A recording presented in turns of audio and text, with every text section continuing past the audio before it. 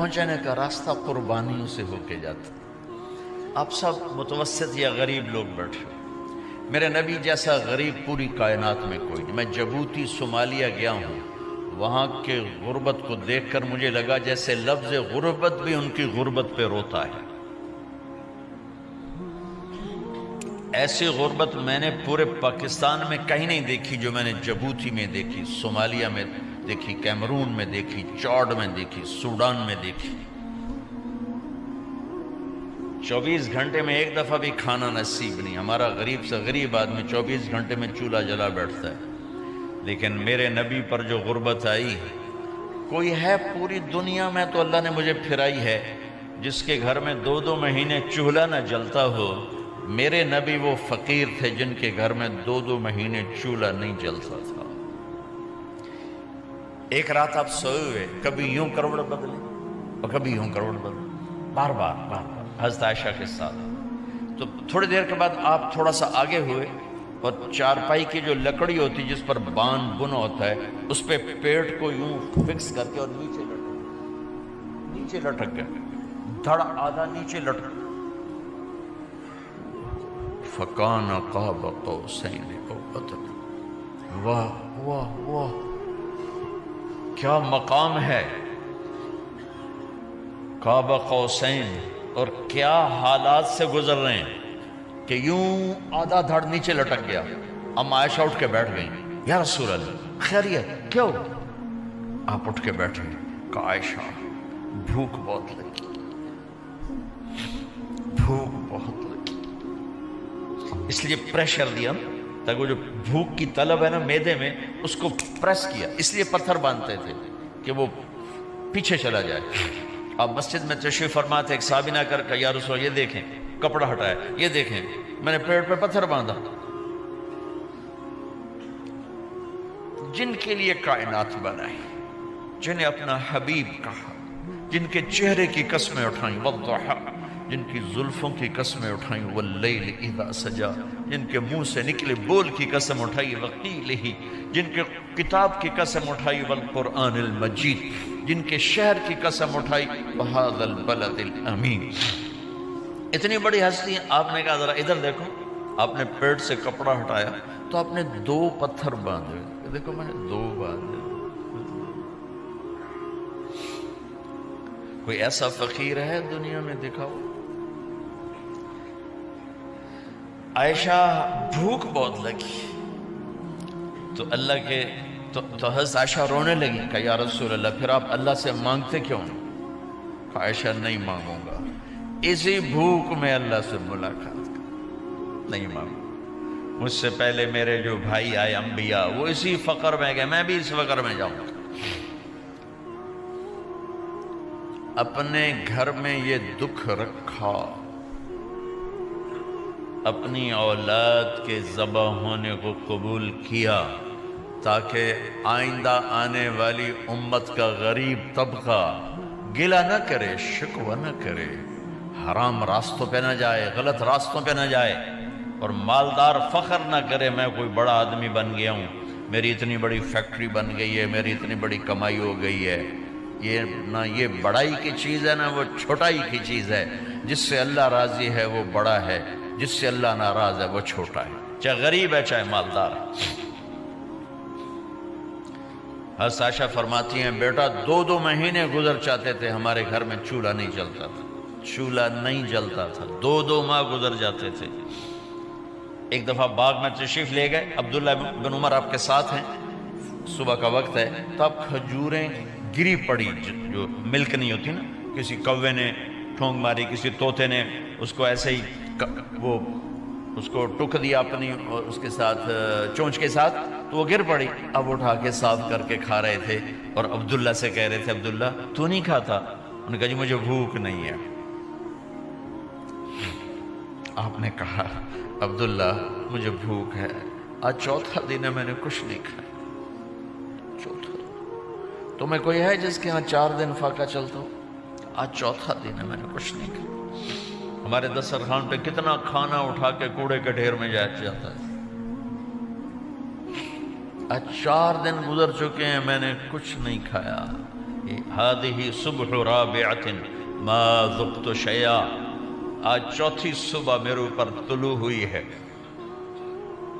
ایک لقمہ نہیں کھایا۔ آپ مسجد میں بیٹھے تھے، کعب بن عجرہ آئے تو آپ کو دیکھ کر ایسے کہنے لگے، یا رسول اللہ مالی اراک متغیر اللون، یا رسول اللہ آپ کا چاند سا چہرہ چمکتا آج مرجھایا ہوا کیوں نظر آ رہا ہے؟ تو آپ نے یوں دیکھ اپنے پیٹ پہ یوں انگلی رکھ کر کہا، ما دخل جوفی ما يدخل جوف ذاتک منذ ثلاث۔ کعب آج 3 دن گزر چکے ہیں، پیٹ میں ایک روٹی کا ذرہ داخل نہیں ہوا، ذرہ، لقمہ نہیں، ذرہ، روٹی کا ایک ذرہ پیٹ میں داخل نہیں ہوا۔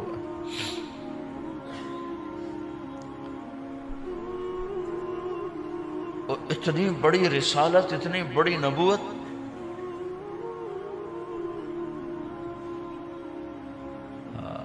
اپنی امت کے غریبوں کی تسلی کے لیے اور اپنی امت کے مالداروں کو سبق دینے کے لیے کہ اللہ رزق دے تو اپنی حیثیت نہ بھولو، اور اللہ نہ دے تو اپنے حبیب کی قربانی نہ بھولو۔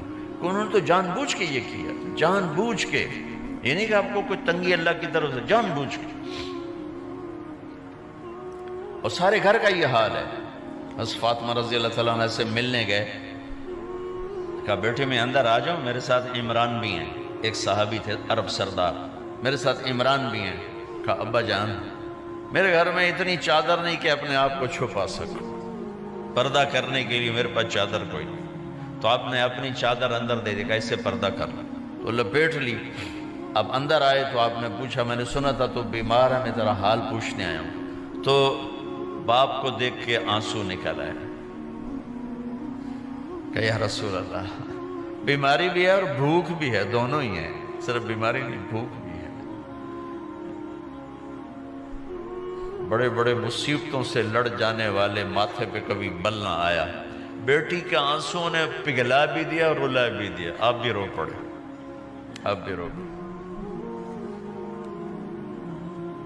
پھر کہا میری بیٹی نہ رو، والذی بعث اباک بالحق ما ذقت من 3 ایام طواقا، آج 3 دن ہے میں نے ایک لقمہ نہیں کھایا، میں تیرے ساتھ۔ اور میری بیٹی میں تمہیں بتاؤں، میرے رب نے مجھے کہا تھا میرے حبیب اگر آپ چاہیں تو احد پہاڑ سونا بنا دو، 10 میل لمبا چوڑا ہے احد پہاڑ، 10 میل، میں احد پہاڑ سونا بنا دوں آپ کی خدمت میں پیش کروں؟ تو میں نے کہا نہیں یا اللہ مجھے نہیں چاہیے، میں ایک دن بھوکا رہوں گا، ایک دن کھانا کھاؤں گا۔ پھر فرمایا بیٹی کیا تجھے یہ عزت کافی نہیں ہے کہ اللہ نے تجھے جنت کی عورتوں کا سردار بنا دیا؟ یہ سرداری سونے چاندی میں تل کے نہیں ملی، اوئے ہوئے ہوئے، قربان جاؤں۔ بھائیو اب سب ماشاءاللہ نوجوان نظر آ رہے ہو، تھوڑا وقت نکال کے اگر آپ پڑھے ہوئے ہو اپنے نبی کی زندگی پڑھا کرو، اپنے نبی کی زندگی پڑھا کرو، بڑا ایمان بھی بنے گا، حوصلہ بھی ملے۔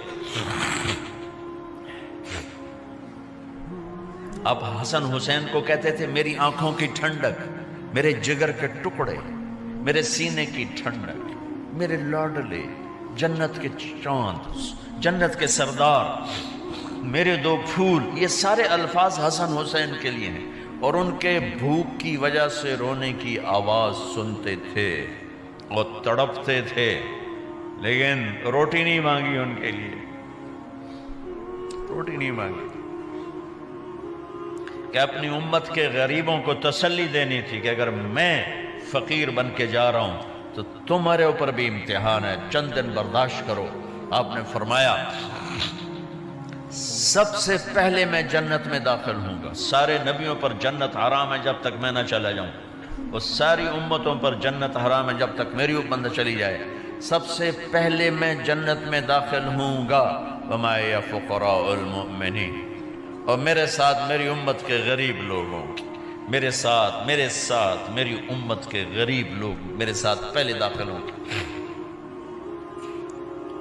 حضرت فاطمہ کے گھر میں فاقہ حد سے بڑھ گیا تو حضرت علی نے فرمایا کہ جاؤ اللہ کے نبی سے کچھ تو مانگ کے آؤ، کچھ تو پیٹ میں جائے۔ زندگی میں کبھی ایسا موقع نہیں آیا یہ ایک دفعہ اتنا فاقہ آیا کہ حضرت علی جیسی ہستی نے بھی کہا جاؤ، تو آپ تشریف لائیں اور دروازے پہ دستک دی تو اتنا پیار تھا۔ جب حضرت فاطمہ گھر میں داخل ہوتی، اللہ نے ہمیں اولاد کے ساتھ کیا سلوک کرنا ہے، اللہ نے ہمیں اپنے نبی سے یہ بھی سکھایا۔ حضرت فاطمہ جب بھی گھر میں آتی، اور ساتھ ہی تو گھر تھا، دیوار سے دیوار ملی تھی، روز کا آنا جانا تھا، تو میرے نبی بیٹھے نہیں رہتے تھے، آؤ فاطمہ کیا حال ہے، کھڑے ہو جاتے اور تیزی سے آگے بڑھتے، دروازے پر ہی حضرت فاطمہ کا ہاتھ پکڑ لیتے، ہاتھ کا بوسہ لیتے، بوسہ لے کر ہاتھ پکڑے پکڑے بیٹی کو چارپائی پہ پہلے بٹھاتے، اس کے بعد خود بیٹھتے تھے۔ اکرموا اولادکم، میرے نبی نے کہا اولاد کو عزت دو، پھر وہ تمہیں عزت دیں گے۔ ہمارے ماحول میں اکثر ماں باپ نے اولاد پہ ڈنڈا ہی اٹھایا ہوتا ہے، پھر ان میں بغاوت پیدا ہو جاتی، پھر کہتے ہیں اولاد نافرمان ہے۔ آپ نے دستک دی تو کہنے لگے یہ تو فاطمہ کی دستک ہے، خیر تو ہے، پہلے تو کبھی اس وقت میں آئی نہیں۔ تو آپ نے ام ایمن سے کہا دروازہ کھولو۔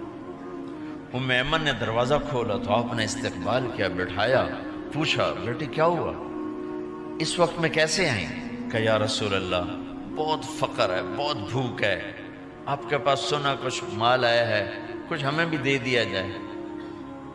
اتنی صابر بیٹی زندگی میں ایک دفعہ بھوک کی شکایت لے کر آئیں، اور آگے باپ نے پھر پیپر لے لیا، پھر امتحان میں ڈال دیا۔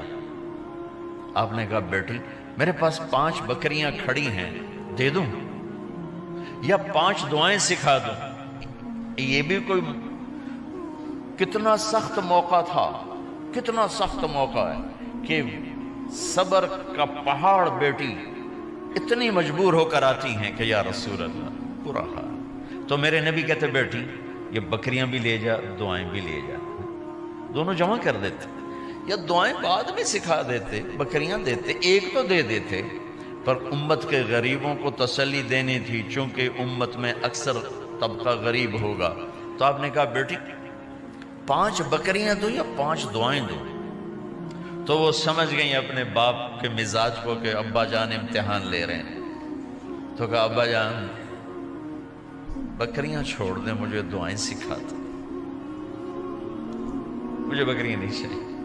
بھوکے کی رات بھی گزر جاتی ہے اور بھوکے کا دن بھی ڈوب جاتا ہے۔ تو آپ کا چہرہ ایسے کھل گیا کہ میری بیٹی پاس ہو گئی۔ کہا بیٹی آپ تم دعا میں یہ کہا کرو، یا اول الاولین یا آخر الاخرین یا ذا القوة المتین یا راحم المساکین یا ارحم الراحمین، یہ تیرے لیے 5 بکریوں سے اعلیٰ چیز۔ اب گھر واپس گئیں خالی ہاتھ۔ حضرت علی نے فرمایا تو کچھ بھی نہیں لائی؟ کہا نہیں لائی ہوں، بہت کچھ لائی ہوں۔ کہا کیا؟ کہا میں دنیا لینے گئی تھی، آخرت لے کے آ گئی۔ ذہبت للدنیا وجئت بالآخرہ۔ تو حضرت علی نے فرمایا تیرا آج کا دن سب سے اعلیٰ دن ہے، خیر ایام کی حال۔ داماد کا امتحان لے لیا، حضرت علی کو بلا لیا، علی 5000 بکریاں دوں کہ 5 دعائیں دوں؟ اس وہاں تو 5 بکریاں، اب 5000 کر دیں۔ علی 5000 بکریاں لیتے ہو یا 5 دعائیں لیتے؟ تو بھی سمجھ گئے کہ آج میرا محبوب مجھ سے امتحان لے رہا ہے کہ علی کتنا کو مضبوط ہے اپنے ایمان میں۔ اور فاقے میں نے بتا دی کیا گزر رہے ہیں۔ آدمی اپنی بھوک سہ لیتا ہے، اولاد کا رونا برداشت نہیں ہوتا ہے۔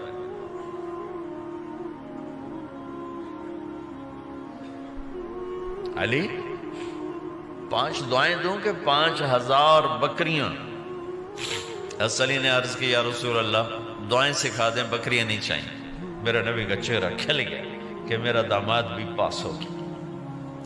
علی تو یہ دعا مانگا کر روزانہ، اللہم اغفر لی ذنبی ووسع لی خلقی وبارک لی فی رزقی وقنعنی بما رزقتنی ولا تذهب قلبی الی شیء صرفتہ عنی۔